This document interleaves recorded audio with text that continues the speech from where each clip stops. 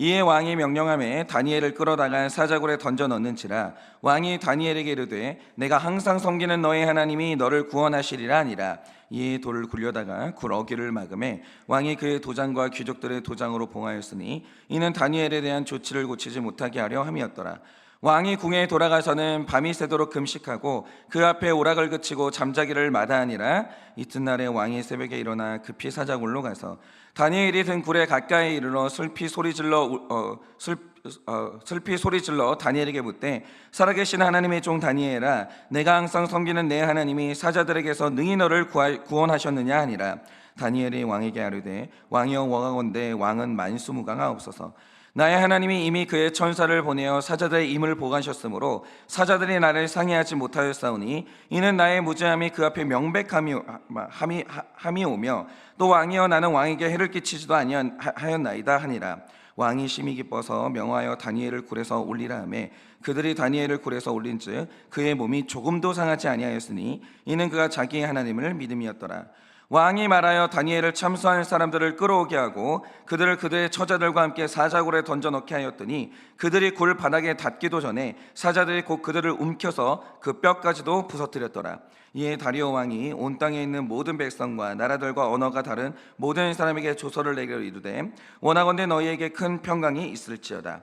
내가 이제 조서를 내리노라. 내 나라 관할 안에 있는 사람들은 다 다니엘의 하나님 앞에서 떨며 두려워할지니 그는 살아계시는 하나님이시오 영원히 변하지 아니실 이시며 그의 나라는 멸망하지 아니할 것이요 그의 권세는 무궁할 것이며 그는 구원도 하시며 건져내시기도 하시며 하늘에서든지 땅에서든지 이적과 기사를 행하시는 이로써 다니엘을 구원하여 사자의 입에서 벗어나게 하셨음이라 하였더라. 다 같이 읽겠습니다. 이 다니엘이 다리오 왕의 시대와 바사 사람 고레스 왕의 시대에 형통하였더라. 아멘. 네, 우리가 지금까지 다니엘서를 묵상하면서 이제 상당히 이상한 아이러니를 보게 되는 거예요. 그게 뭐냐? 자, 지금 이제 다니엘서를 보면 바벨론이라는 초인류 국가가 등장을 합니다. 그리고 그 나라에 느부갓네살과 다니엘이 등장해요. 그런데 이제는 우리가 상식적으로 알고 있는 질문을 제가 한번 던져볼게요. 둘 중에 이 좋은 나라의 주인이 누굽니까? 느부갓네살, 벨사살, 다리오가 그 나라의 주인이죠. 그럼 이 나라에서 다니엘의 신분은 뭐예요? 그는 권력의 중심부에는 서본 적도 없는 이방인이에요. 그러니까 쓸만한 일이 있을 땐 데려와요. 쓸만하니까 버리지는 않아요. 근데 이 나라의 주류는 못 들어가는 거예요. 왜냐? 그 나라의 주인은 따로 정해져 있고 날마다 만날 때마다 쓴소리를 해대니까 다니엘은요 사용은 받는데 중심부에는 못 들어가는 거예요. 주류가 못 되는 거예요. 다니엘이 늘 이렇게 살았어요. 그런데 보세요, 이상한 사실이 있는 거예요. 그 나라 주인은 밤마다 악몽을 꿔요. 두려워해요. 심지어 석회벽에 글을 쓰시는 하나님의 손가락이 나타났어요. 하나님을 만났어요. 그 좋은 나라의 주인이 하나님을 만났어요. 근데 하나님을 만났는데 그게 얼마나 두려운지 바지에 오줌을 싸요. 그러니까 이 바벨론이라는 초인류 국가가 등장하고 그 나라의 주인들이 등장을 하는데 그 나라 사람들의 모습이 뭐냐? 밤에 잠을 못 자요. 악몽을 꿔요. 두려워하고 괴로워하고 그렇게 살아요. 그러다가 어느 날 역사 속으로 조용히 사라지는 겁니다. 그런데 여기에서 다니엘은 이방인이거든요. 주류가 대부분 적이 없어요.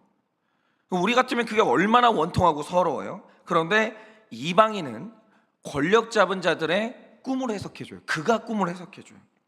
이방인이 그 나라 주인들을요 위로해요. 두려워하지 마소서 위로해요. 그리고 이방인은 다니엘은 없어지지 않아요. 그가 평안해요. 그러면 여러분 보세요. 이거 굉장한 시사점이 있는 거예요. 왜 바벨론의 왕들은 주인인데 평안함이 없는데 이방인인 다니엘은 왜 평안하냐 이거죠. 여러분 오늘도 우리가 풍부에 처하고 비천에 처해도 이 다니엘을 보면요 만족을 잃어버리지 않는 일체의 비결이 있는 거예요. 일체의 비결이 있는 거예요. 그러면 그 비결이 뭐냐라는 거죠. 우리 이 땅 가운데 살면서 이 비결을 배워야 되거든요. 그러면 이 비결이 뭔지 오늘 우리가 이걸 좀 묵상을 해보려고 하는데 일단 우리가 먼저 18절 말씀처럼 오늘 밤이 새도록 금식하고 잠을 자지 못하면서 괴로워하고 있는 이 다리오 왕을 보자 이거죠. 제가 지금도 기억하는 게 뭐냐면 중학교 때 제 아버지가 10,000원을 걸고 저한테 제안을 하나 하신 게 있어요. 그게 뭐냐면 네가 만약에 올해 안에 성경을 일독을 하면 내가 너한테 이 10,000원을 주겠다, 이렇게 제안을 하신 거예요. 근데 여러분들은 그까지 10,000원이 뭐 대수인가 이렇게 생각하실지 모르겠지만 제가 그때까지 아버지한테 받아본 제일 큰 용돈이 500원이었어요. 저 옛날 사람 아닙니다. 옛날에는 500원도 큰 돈 아닌가? 옛날 사람이 아니라고요. 그때도 500원은 별로 큰 돈이 아니었어요. 그런데 제가 그때까지 받아본 돈 중에서 가장 큰 돈이 500원이라는 말씀의 뜻이 뭐냐? 제 아버지가 그 전까지 용돈 준 일이 자체가 없었다는 거예요. 그런데 이런 아버지가 저한테 상금을 10,000원이나 걸었으니까 돈 좋아하는 제가 시도를 안 할 리가 없어. 했죠. 그래서 그때 제가 왜 이걸 기억하냐면 중학교 때 돈 때문에 처음으로 성경 일독에 도전을 한 거예요. 그리고 어김없이 다니엘서를 들어갔겠죠. 그래서 꿈과 해석에 대한 내용이 나올 때는 굉장히 괴로웠으나 다니엘서는 드라마가 있잖아요. 이 다니엘과 새 친구가 다니엘의 새 친구가 풀무불에 들어갔는데 전혀 타지 않고 나왔고, 다니엘이 사자굴에 들어갔는데 보존돼서 나와요. 이렇게 다니엘서는 드라마적인 요소가 있으니까 굉장히 재미있게 읽었는데 중학교 때 읽으면서 도저히 이해가 안 갔던 부분이 딱 여기에요. 그러니까 제가 어제 말씀드린 것처럼 리더십들의 제일 큰 고민이 뭐냐면 사람이에요. 그러니까 리더십이 자기 규모가 커지면 혼자 관리가 안 돼요. 그럼 그 다음부터 있는 일이 뭐냐면 사람을 만나야 돼요. 나만큼이나 내 조직을 사랑하고 내가 이 일을 맡겼을 때 나처럼 이 조직을 관리해 줄 그 사람이 누구냐, 이게 제일 큰 고민이에요. 조직이 커지면 돈 걱정은 없어요. 사람 걱정이에요. 이게 인생 최대의 고민이거든요. 그런데 그가 다니엘이라는 정직하고 너무나 좋은 참모를 얻게 된 거예요. 그러니까 이게 리더십의 마음을 잘 몰라요, 사람들이. 리더십 입장에서는 이런 사람 얻는 게 정말 어려운 일이에요. 믿고 맡길 만한 동역자 혹은 이 참모라는 존재는요, 리더십한테는 보석보다 귀해요. 보석보다. 그런데 왕이 이런 사람을 만났으니까 다니엘에게 홀딱 빠진 것 같아요. 너무너무 좋아했던 거죠. 그런데 어쩌다 보니까 완력 싸움이 일어나면서 신하들의 계략에 왕이 빠진 거예요. 그래서 본인이 만든 법에 본인이 가장 아끼는 다니엘을 내 손으로 죽이게 된 거예요. 그러면 이 중학교 때 제 생각은 이거였어요. 30일 동안 다른 신에게 기도하면 죽는다는 이 법을 만든 사람이 누구예요? 다리오 왕 자신이에요. 그러나 이 법을 왕이 고칠 권한이 있냐 없냐, 우리가 에스더서에서 분명히 본 것처럼 잘못된 법을 고칠 권한이 왕에게는 있어요. 여기는 절대왕정이라는 거죠. 있어요. 할 수 있어요. 그런데 제가 정말 이해가 안 갔던 부분이 뭐냐면 다니엘이 사자굴에 들어가게 생기니까 밤이 새도록 식사를 못해요. 여러분이 본문을 보세요. 왕이 금식을 해요. 밥을 못 먹어요. 그리고 잠을 자지 못할 만큼 밤새도록 괴로워하는 거예요. 그러니까 자기가 뭔가 실수했다는 것도 알았고 다니엘이 죽는 것을 명백하게 원치 않았어요. 너무너무 아까워 죽겠는 거예요. 내가 어떻게 얻은 인재인데 이게 죽는다고 생각하니까 견디지를 못하겠는 거예요. 잠을 못 자고 밥을 못 먹어야 너무 힘들어했다는 거죠. 그런데 놀라운 게 뭐냐? 밤새도록 시달리거든요. 끝내 이 법을 고치질 못해요. 그래서 제가 이게 너무 이상하니까 제 기억에 저희 교회 전사님한테 물어봤어요. 도대체 왕이 이렇게 괴로워하는데 법을 고치고 끝내 다니엘을 구하지 않은 이유가 뭐예요? 물어봤거든요. 근데 그때 전사님이 저한테 해줬던 대답이 그거였어요. 이 당시 사람들은 자기 왕을 신이라고 생각했는데 신은 실수를 하면 안 된다는 거예요. 그런데 실수가 있으면 안 되는 왕이 법을 만들었는데 내가 뭐 잘못한 것 같아, 고칠게 라고 하면 그게 불가능하다는 거예요. 그게 안 된다는 거예요. 용납이 안 된다는 거죠. 그러니까 그때 들었던 해명이 그거였어요. 그러니까 이게 뭐냐면 왕이 망신당하고 신뢰를 겪게 되는데 그 당시 왕들이 그게 용납이 안 됐다는 거예요.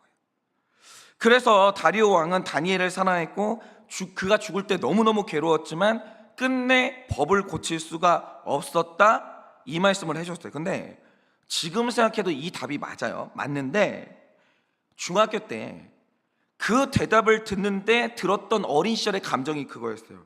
그 말을 들으니까 어이가 더 없는 거예요. 중학교 때 어이가 없는 거예요.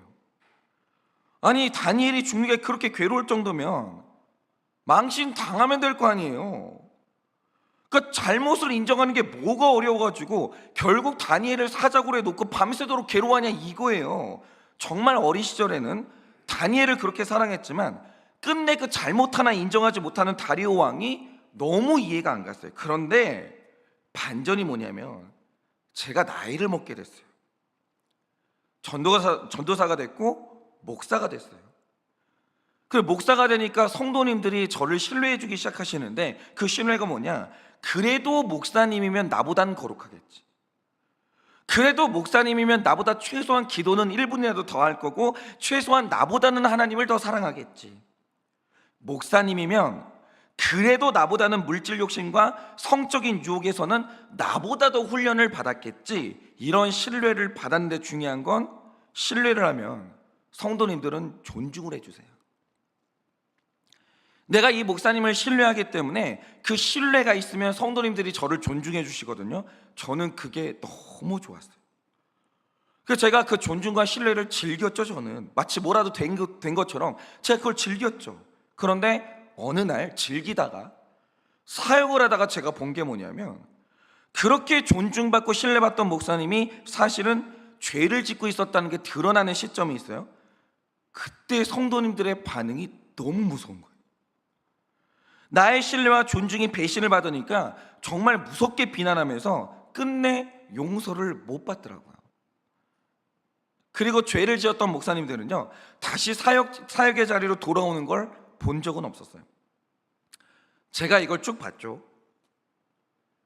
그 다음부터 깨닫게 된 게 뭐냐면 내가 지금 받고 있는 신뢰와 존중이 얼마나 무서운 건지를 그때 처음 알았어요. 그리고 그 다음부터 되게 생기는 공포가 뭐냐면 내가 성도님들을 실망시키면 내 인생이 끝난다라는 공포심이 몰려오는 거예요. 목사님들은요 그 공포가 다 있어요. 그게 목사님들이 느끼는, 여러분들이 모르는 그 마음속에 있는 깊은 두려움이에요. 목사가 성도를 실망시키면 내 인생 끝난다라는 이 두려움이 목사님들은 다 있어요. 근데 제가 이렇게 된 다음에 아주 당황스러운 감정이 하나 생겼는데 그게 뭐냐면 다니엘이 죽을 때 그렇게 고통스러웠고 슬퍼했던 다리오 왕, 그러나 그렇게 힘들었어도 끝내 자기 잘못을 인정하고 잘못된 법을 취소하지 못했던 다리오 왕에 대해서 중학교 때 시절에는 이해를 못했어요. 그게 뭐라고? 그게 뭐가 어려워가지고 이걸 못한 후 이랬거든요. 그런데 나이를 먹고 목사가 되니까 다리오가 이해가 되기 시작하는 거예요. 나 같아도 그러겠는데? 그리고 드는 생각이 뭐냐면 나도 안 될 것 같은 생각이 이렇게 변해버리는 거예요. 그러니까 이게 변질된 거죠. 여러분, 바로 이겁니다. 하나님을 믿는 신자치고 나와 하나님과의 관계가 중요하다는 거 요거 모르는 사람은 아무도 없어요. 그리고 내 인생의 공동체가 중요하고 은혜를 공급받는 이 교회가 중요하다는 걸 모르는 사람이 있냐? 그걸 모르는 사람은 아무도 없어요. 그런데 가만히 보면 어느 날 갑자기 이유도 말하지 않고 공동체에서 사라지는 사람들이 있어요. 갈등이 있어서가 아니에요. 무슨 문제가 생긴 거 아니에요. 근데 갑자기 어느 날 공동체에서 조용히 사라져요. 함께 울고 웃었던 성도들과 관계를 조용히 끊어버리시는 분들이 있어요. 그게 굉장한 고통이고 슬픔인데 그런 일들이 교회 안에서 일어나요. 그러면 굉장히 많은 경우에 그런 일들이 우리 공동체에서 일어나는 이유가 뭔지 아십니까? 뭔가 허물이 생긴 거예요. 수치가 생긴 거예요. 근데 이 공동체에서 이게 드러나는 게 너무 괴롭고 자기가 죄인이라는 걸 인정하는 게 너무 두려워서 슬프고 괴로울지라도 다니엘 같은 공동체와 단절을 선택하시는 분들이 있어요. 그거 괴로워요. 힘들어요. 너무너무 슬퍼요. 근데 중요한 게 뭐냐? 그런데도 불구하고 다니엘 같은 공동체랑 결별을 택하시는 분들이 있어요. 그리고 하나님과의 관계도 마찬가지입니다. 하나님과의 관계는요, 복구 가능해요. 어떤 죄를 지어도 신자와 하나님과의 관계는 복구가 가능해요. 그 복구하는 방법이 뭐예요? 지은 죄가 있으면 인정하고 돌이키면 복구가 돼요. 그런데 자기의 아름다운 이미지가 훼손되는 걸 참지 못하고 사실 나는 괜찮은 죄인이 아니라 100% 죄인인 걸 드러내는 게 너무 고통스러운 분들은 어느 날 다니엘보다 소중한 하나님하고 이별하는 선택을 할 때가 있어요. 여러분, 오늘 말씀의 다리오 왕을 보세요. 결국 그가 오늘 밤에 잠을 못 자요. 밥을 못 먹어요. 너무 괴로워요. 그 핵심적인 이유가 뭐냐? 그는 모든 잘못된 것을 바로잡을 수 있는 명백한 권한이 있어요. 그리고 내가 그렇게 사랑하는 다니엘을 살릴 수 있었어요. 근데 그걸 못해요. 우리가 지금 다 괴로워하는 이유가 뭐냐? 관계 복구할 수 있어요. 하나님과의 관계도 복구할 수 있어요. 다 복구 가능해요. 근데 그걸 못해요. 이유가 뭐냐? 내가 실수했어. 사실 내가 완전 무결한 사람이 아니었어. 이걸 인정하고 오픈하는 게 죽는 것보다 힘들고, 연약한 내가 드러났을 때 사람들이 하는 그 실망 있잖아요. 이 실망을 보는 게 죽는 것보다 두려운 거예요. 죽는 것보다 두려운 거예요. 그런데 인간은 애초에 완전 무결할 수가 없고 애초에 신이 아니기 때문에 빨리 그런 내 주제를 인정하고 자유해지지 않으면 느부갓네살, 벨사살, 다리오처럼 사는 날 내내 뭔가를 인생을 숨기면서 살다가 들킬까 봐 두려워하고 슬퍼하고 소중한 것을 잃어버리는 그 인생을 살아야 되는 거예요. 그러니까 보세요. 다니엘이 왜 평안했어요? 잃을 게 없는 거예요. 이방인이잖아요. 지위가 없잖아요. 잃을 게 없는 거예요. 아니, 내가 죄인인 걸 인정한다 한들 누가 나한테 실망해요? 잃을 게 없는 거예요. 그러니까 하나님과의 관계가 좋은 거죠. 근데 느부갓네살은 달라요. 잃을 게 너무 많아요. 평소에 내가 신이라고 말해버렸기 때문에 내가 잘못한 것을 인정하면 다니엘을 살릴 수 있는데 그걸 못해요. 그걸 못해요. 그러니까 늘 괴로워하는 거예요. 여러분, 느부갓네살이 밤에 두려워가지고 잠을 못 자요. 악몽을 꿔요. 근데 사실 내가 두렵다고 말도 못해. 왜? 나는 평소에 내가 신이라고 말해버렸기 때문에 사실 저는 두려워요. 말을 못하는 거예요. 말을. 인간인데 인간이라고 말을 못하는 거예요. 얼마나 불행하냐 이거죠. 여러분, 만약에 여러분들이 여러분의 실체를 드러내고 100% 내가 죄인인 것을 인정한다, 어떤 일이 일어날 것 같으세요? 물론 그동안 내 가면을 사랑했던 사람들은 가면 뒤에 내 초라한 모습이 드러났을 때 실망해요. 맞아요. 실망해요. 그러나 그 가면을 벗게 되면 훨씬 더 좋은 것을 얻어요. 여러분, 한번 보세요. 25절 이하의 말씀을 보면 하나님이 다니엘의 무죄를 인정하면서 굴에서 살려주십니다. 그러자 다리오 왕이 그때 인정해요. 내가 실수했어. 드디어 인정을 해요. 그리고 26절에 조서를 고칩니다. 그러면 이렇게 돌이킬 때 일어난 일이 뭐냐? 맞아요. 내가 신이 아니었다는 게 드러나겠죠. 백성들은 실망하겠죠. 근데 더 중요한 사실이 뭐냐? 이 왕국에서 나를 진짜 사랑해주는 그 다니엘을 다시 얻을 수 있고 내 하나님을 만날 수 있는 거예요. 오늘 다리오 왕이 전국에 선포합니다. 그는 살아계신 하나님이요, 그를 두려워할지어다. 선포해요. 근데 이 다리오의 선포가 중요한 사실이 뭐냐? 다리오 다음에 누가 일어나요? 고레스가 일어나요. 고레스가 누구예요? 이스라엘 백성을 해방한 하나님의 종이에요. 이 연결고리가 굉장히 중요한 거예요. 다리오 왕을 통해서 고레스가 일어나요. 고레스를 통해서, 하나님이 인정하는 고레스를 통해서 이스라엘 백성들의 70년의 바벨론 생활, 포로 생활이 딱 끝나요. 딱 끝나. 이 말 뜻이 뭐냐? 내가 가면을 벗고 내가 하나님 앞에 아무것도 아닌 존재인 것을 드러내니까 다리오가 비로소 하나님을 만나는 거예요.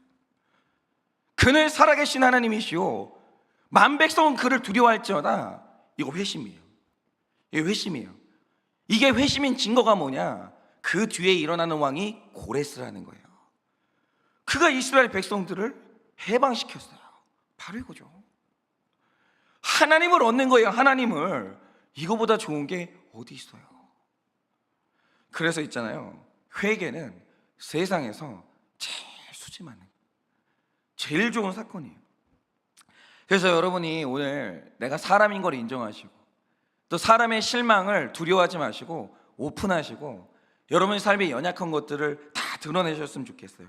그래서 여러분의 진짜 친구인 다니엘을 만나시고 하나님을 만나시기를 바라봅니다.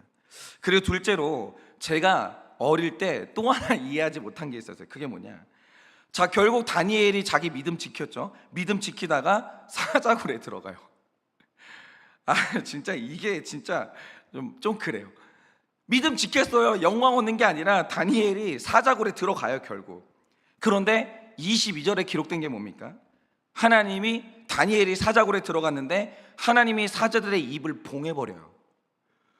그리고 다니엘을 상하지 못하게 만드시는 거예요. 그런데 이런 기록을 읽으면 저같이 꼬인 사람들은 드는 생각이 있어요. 그게 뭐냐? 그냥 애초에 사자의 입을 봉하지 마시고 다니엘을 이렇게 모함했던 두 명의 총리 있죠. 그것들의 주둥아리를 봉하면 될 거 아니에요. 그러면 될 거 아니에요. 애초에.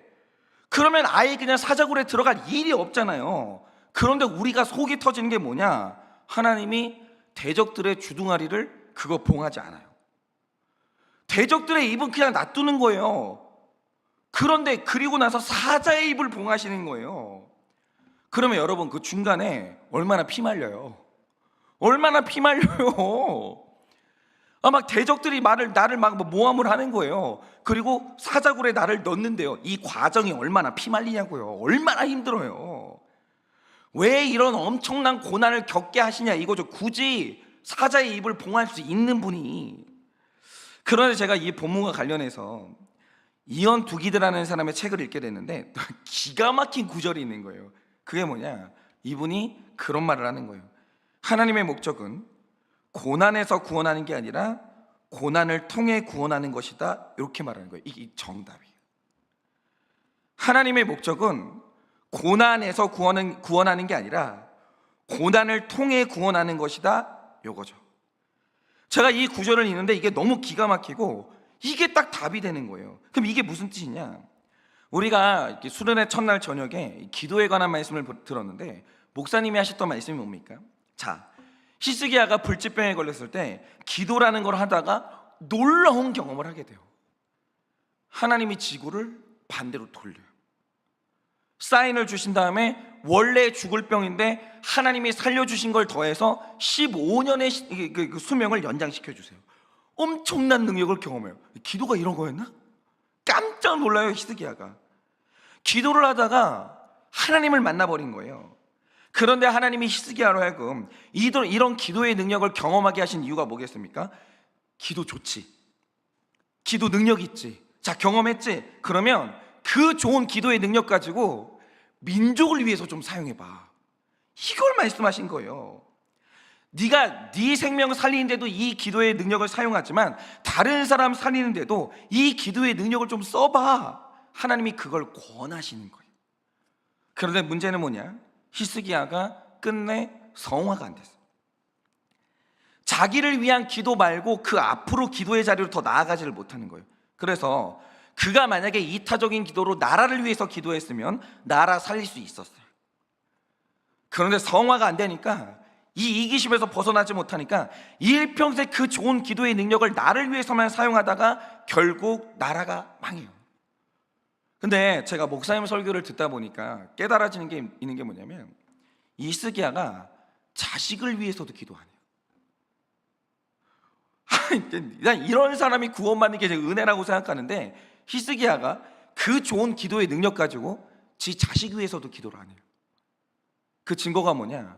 히스기야 아들이 므낫세잖아요. 므낫세가 누구냐? 이스라엘 역사상 제일 악한 왕이 므낫세예요. 그러면 이 좋은 기도의 능력을 가진 히스기야 아들이 악한 므낫세인 이유가 뭐겠어요? 히스기야가 지 아들 위해서도 기도를 안 하는 거예요. 사는 날 동안 자기 위해서만 기도를 하는 거예요. 그러니까 이 말 뜻이 뭐냐면 히스기야는 성경이 진술하는 바 명백하게 구원받은 사람인데 그에게 구원이 있고 기도의 능력이 있어도 그걸 안 쓰면 기도에서 얻게 되는 복과 은혜를 하나도 못 누려요. 있어도 안 쓰면 못 누려요.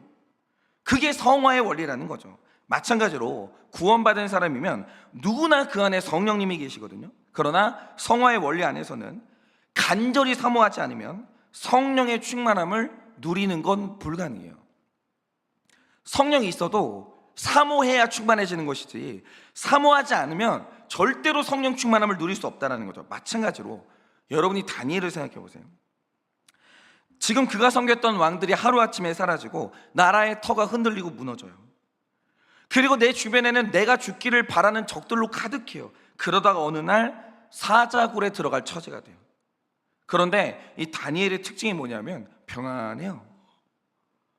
왕들은 불안해하고 흔들리는데 다니엘이 흔들리지는 않아요. 그러면 이렇게 평안을 유지할 때 그 딱 하나의 이유가 뭐냐? 그가 잘 들으세요. 간단한데 믿음이 좋았기 때문에. 이거는 평범한 진술이죠. 그가 믿음이 좋았기 때문에. 근데 중요한 건 이겁니다. 복음서를 보면 제자들이 예수님 믿었죠. 근데 중요한 게 뭐냐면 예수님을 태우고 물을 건너고 있었는데 풍랑이 와요. 있는 믿음을 쓰질 못해요. 제자들은 못 썼어요. 다니엘은 썼는데 중요한 순간에 다니엘은 믿음을 써요. 나한테 있는 믿음을. 근데 제자들은 믿음이 있는데 풍랑이 오는 날 있는 믿음을 못 써요. 이거를 야고보서는 죽은 믿음이라고 한 거예요. 이 죽은 믿음은 믿음이 없다 그 뜻이 아니라 네가 믿음이 있는데 결정적인 순간에 쓰질 못한다. 이게 죽은 믿음이에요. 우리 중에 이런 사람 얼마나 많아요. 믿음이 있어요. 하나님 믿어요. 결정적인 순간에 못 쓰는 거예요. 그때 쓰라고 믿음이 있는 건데 결정적인 순간에 못 쓰는 거예요. 그래서 날마다 두려워해요. 작은 고난만 와도 막 흔들리는 거예요. 믿음이 있어요. 못 써요. 그런데 이제 이 두려움과 혼란의 원인이 뭐냐면 딱 이거죠. 여러분, 믿음은요 세상에서 제일 좋은 거예요. 믿음보다 좋은 게 없는 거예요. 결국 자기 뜻을 이루고야 마시고 우리 구원을 이루고야 마시는 전능하신 하나님을 믿기만 하면 스데반처럼 돌에 맞는 순간에도 천사의 얼굴을 할 수 있어요. 믿음 주셨고 이제 우리에게 중요한 게 뭐냐면 그 믿음 쓸 거냐 이거예요. 이 믿음을 쓸 거냐, 이제 이 문제로 들어간 거예요. 우리의 성화의 과정은. 그러니까 세상에서 제일 좋은 게 뭐냐면 믿음을 믿고 살고 누리는 거예요. 그러냐 이거죠. 이 좋은 믿음 받았는데 이거 믿고 살고 누리냐 이거예요. 그런데 그가 믿음을 받았어도 그 믿음이 성장을 하지 않는다. 그러면 제자들처럼 풍랑이 일 때 믿음이 있는데 괴로워해야 돼요. 예수님이 그 배에 탔는데 믿음이 없잖아요.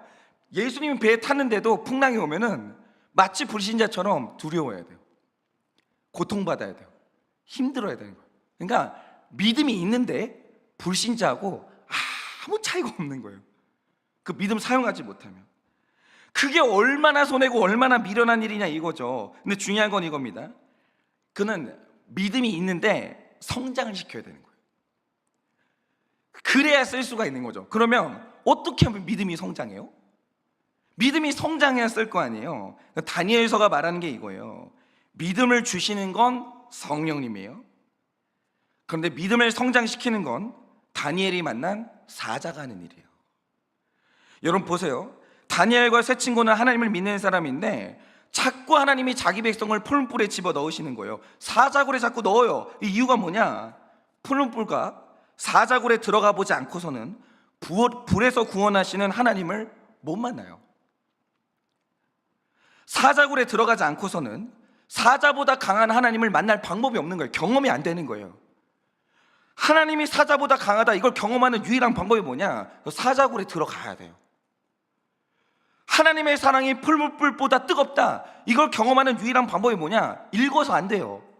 그런 성경책을 읽어서 되는 게 아니라 풀무불 속에 들어가는 거 말고 방법이 없어요. 방법이 없어요. 그런데 하나님의 전능하심을 사자가 가르쳐주고 이 풀무불이 가르쳐주면 그때 믿음이 성장하면서 성장한 믿음으로 엄청난 일들을 경험하게 되는 거예요. 다른 방법은 없어요. 하나님이 사자보다 강해요? 방법 없어요. 사자굴에 들어가야 돼요. 하나님이 풍랑을 잠재울 능력이 있어요? 그거 어떻게 경험할 거예요? 방법은 없어요. 풍랑을 만나야 되는 거예요. 다른 방법이 없는 거예요. 그래서 하나님이 자기 백성들을 푸른 불에 집어넣고 사자굴에 집어넣고 풍랑이 있는 바다 한가운데로 이끄시는 거예요. 왜? 거기서 하나님을 경험하라는 거예요. 그러니까 제가 부모님을 봐도 그런 게 뭐냐면 특히 제 어머니는 독특한 믿음이 하나 있는데, 그러니까 믿음이 다 좋은데 유독 제 어머니가 되게 강한 믿음이 있었어요. 그게 뭐냐면 하나님은 입히시고 먹이신다.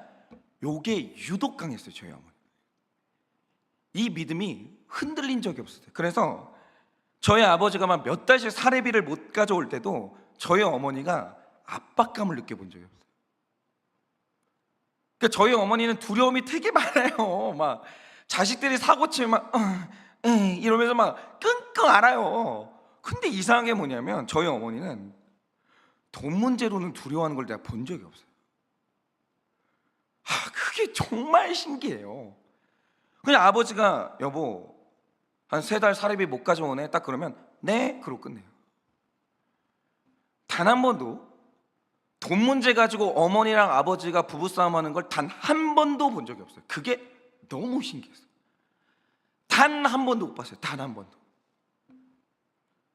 그래서 제가 제 아내를 제가 누구랑 결혼해야 되냐라고 할 때 유일하게 딱 하나밖에 봤던 게 뭐냐면 우리 어머니처럼 돈에서 자유한 여자 누구냐? 요것만 봤어요. 이게 제일 큰 숙제였어요. 그런 여자가 세상에 있냐? 우리 어머니 같은 여자가 한 명 더 있냐? 이게 늘 내 마음의 숙제였다는 거죠. 그래서 그 믿음을 누렸고 그 믿음대로 되는 삶을 살아셨는데, 그러면 그 믿음을 가르쳐준 선생이 누구였습니까? 가난이었어요. 저희 어머니가 과수원 주인 딸로 살다가 풍족했잖아요. 어느 날 그게 싹 사라지는 거예요. 그거 신기해요. 저희 그 이모부가 사업을 했는데 이모부가 사업한다고 그 과수원 그 저당 잡혀가지고 담보 잡혀가지고 사업하다가 홀랑 말아먹었어요. 저희 어머니가 어느 날 가난을 경험한 거예요. 생전 경험해 본 적이 없는 가난을 경험한 거죠. 그 가난 속에서 입히시고 먹이시는 하나님을 그때 만났어요. 가난 속으로 안 들어가고 입히시고 먹이시는 하나님을 만날 방법이 있냐? 없어요. 없어요. 그래서 저희 어머니가 그걸 경험을 한 거예요. 그리고 맨날 저희들, 그러니까 아들 3명을 앉혀놓고 맨날 하신 말씀이 뭐냐면 그거예요. 돈에 대한 두려움을 계속 없애주시는 거예요. 두려워하지 마. 두려워하지 마. 하나님이 먹이셔. 하나님이 입히셔. 그걸 있잖아요. 그렇게 가르치시는 거예요. 제가 유능한 담임 목사님들 밑에 있을 때는 솔직히 믿음이 없었거든요. 근데 요즘에 제가 믿음이 조금씩 성장을 해요. 왜냐? 내가 푸른불 같은 담임 목회 자리에 들어오고 저를 사자처럼 잡아먹을 것 같은 이 큐티의 자리에 들어와 보니까 안 타는 거예요. 그게 너무 신기한 거예요. 진짜 고갈이 안 되는 거예요. 그게 지금도 내가 설명이 안 돼요. 왜 내가 고갈이 안 되지? 왜 내가 고갈이 안 되지? 그게 이유를 모르겠는 거예요. 그러니까 안 타요. 내가 먹히질 않는 거예요. 우울증이라는 사자도 있고 공황장애라는 사자도 있고 두려움이라는 사자도 있고 불안이라는 사자도 있는데 내가 이 사자들이 나를 먹지를 못하는 거예요. 하나님이 이거를 봉하시는 거예요. 이게 이상한 경험이에요. 이게 정말 이상한 경험이에요. 그러니까 내가 이걸 경험하니까 이게 저를 성장시키는 거예요. 여러분, 믿음은 성령이 주십니다. 믿음을 성장시키는 건 사자가 하는 일이에요. 이거를 잘 기억하셔서 잘 훈련받고 세상에서 제일 좋은 믿음을 믿고 살고 누리는 여러분들 되시기를 예수님의 이름으로 축원합니다. 이 시간에 제가 기도하고 축도함으로 예배를 마치겠습니다. 기도하겠습니다. 주님, 지난날 하나님은 분명히 사자의 입을 봉하실 수 있는데 풀무불에 들어가도 타지 않게 하실 수 있는데 도대체 그런 하나님이 왜 나를 풀무불에 들어가게 하시고 왜 나를 사자굴에 굳이 집어넣으시는지, 왜 나를 풍랑이 부는 그 바다 한가운데로 끌어가시는지 이해할 수가 없었습니다. 그러나 이제는 주님의 깊은 사랑과 그 뜻을 이제야 알겠습니다. 사자를 만나지 않고 사자보다 강하신 하나님을 어떻게 경험하겠습니까? 풀무불에 들어가 보지 않고 풀무불보다 훨씬 뜨거운 그 하나님의 뜨거운 사랑을 어떻게 경험하겠습니까? 풍랑 속에 들어가 보지 않고 풍랑을 잠재우시는 살아계신 예수님의 능력을 어떻게 경험하겠습니까? 주님, 믿음은 주님이 주시지만 우리 믿음을 키우는 것은 사자입니다. 오늘도 그 놀라운 하나님의 섭리를 잘 깨달아 사자를 만나 풀무불을 만나 잘 믿음이 훈련되게 하시고 믿음이 성장하여 살아가는 날 동안 그 좋은 믿음을 믿고 살고 누리는 우리가 될 수 있도록 은혜를 허락하여 주시옵소서. 지금은 우리 주 예수 그리스도의 은혜와 하나님 아버지의 그 크신 사랑과 성령님의 위로하시고 교통하여 주시는 그 역사하심이 오늘도 우리를 뜨거운 사랑으로 사자굴에 밀어넣으시는 그 하나님의 사랑을 깨달아 그 사랑 안에서 믿음이 성장하여 믿음을 믿고 살고 누리기를 원하는 사랑하는 모든 주의 종들의 머리 위에 지금으로부터 영원 무궁토록 함께 있을지어다. 아멘.